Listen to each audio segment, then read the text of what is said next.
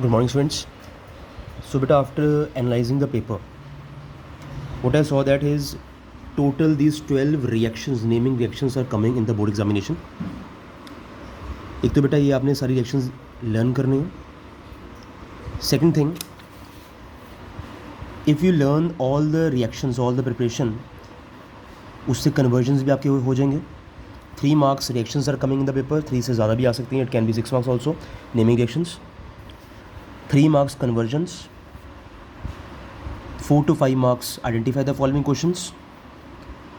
Chemical test हर बार ही एग्ज़ाम में आते हैं 2 to 3 marks के, 2 या 3 नंबर के पक्का ही एग्ज़ाम में आएंगे क्वेश्चन ये वाले.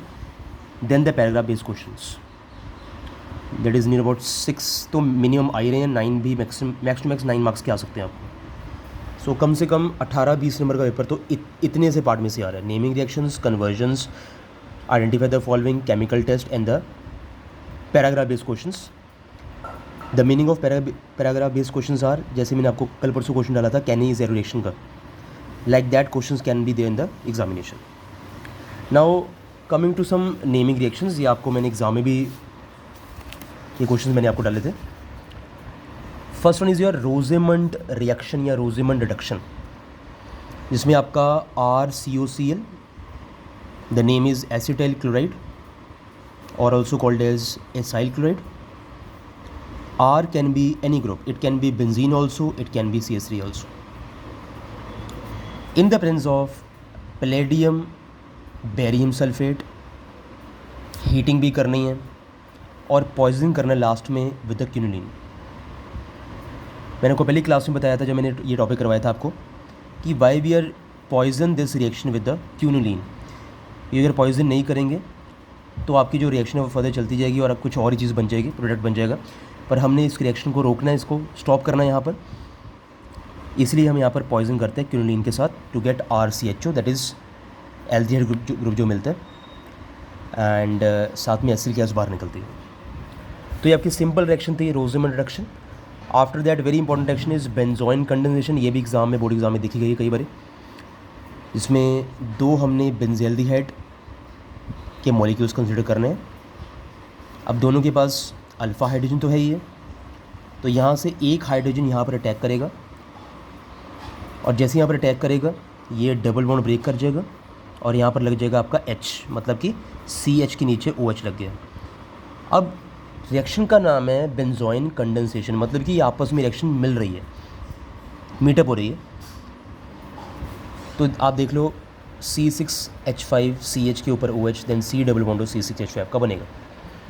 तो इसे हम बोलते हैं बेंजोइन, तभी इस रिएक्शन का नाम है बेंजोइन कंडेंसेशन. 2 एल्डिहाइड आपस में मिलने के बाद ये चीज़ बनती है. Now in the board examination ये चीज़ देखी गई है कि अगर आपने यहाँ पर, जैसे ऊपर वाली रिएक्शन में अगर आपने प्लेडियम यहाँ पर नहीं लिखा, BaSO4 नहीं लिखा, और नीचे वाली रिएक्शन में बेंजोइन कंडेंसेशन में आपने अल्कोहलिक केस नहीं लिखा, the marks will be given 0 in the examination, चाहे आपकी रिएक्शन पूरी की पूरी सही हो, दोनों.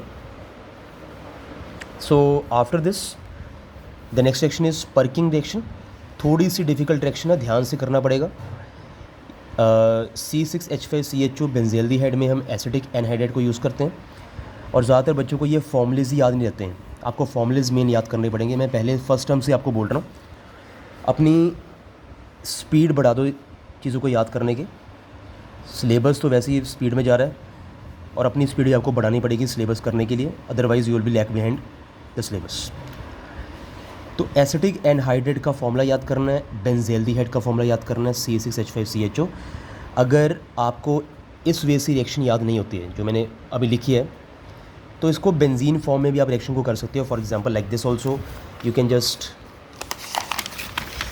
Right this reaction, you can see here. इस फॉर्म में भी आप रिएक्शन को कर सकते हो. ठीक है, 2 फॉर्म्स मैंने सामने रख दिए हैं.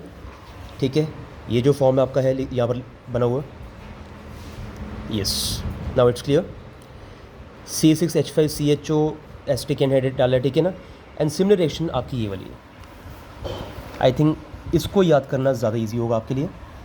बेंज़ेल्डिहाइड plus CH3 C double bond O, फिर C double bond O CH3 acetic anhydride का जो फॉर्मूला होता है. टेम्परेचर शायद आपकी बुक में नहीं लिखा होगा, तो इसमें ये कंडीशंस भी हम यूज़ करते हैं, हाई टेम्परेचर रखता है इसमें पर्किंग रिएक्शन में। और तो किसी रिएक्शन में ऐसे नहीं लिखा हुआ टेम्परेचर के बारे में, पर इसमें टेम्परेचर हम यूज़ करते हैं, कई बार लिखा हुआ है, कई बुक्स में लिखा हुआ है, आपकी शायद बुक में ना लिखा हो। तो इससे आपका बनेगा cinnamic acid.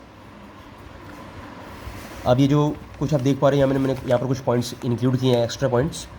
High temperature reaction होती है, रिएक्शन टाइम्स आर लॉन्गर, काफ़ी देर तक रिएक्शन चलती है।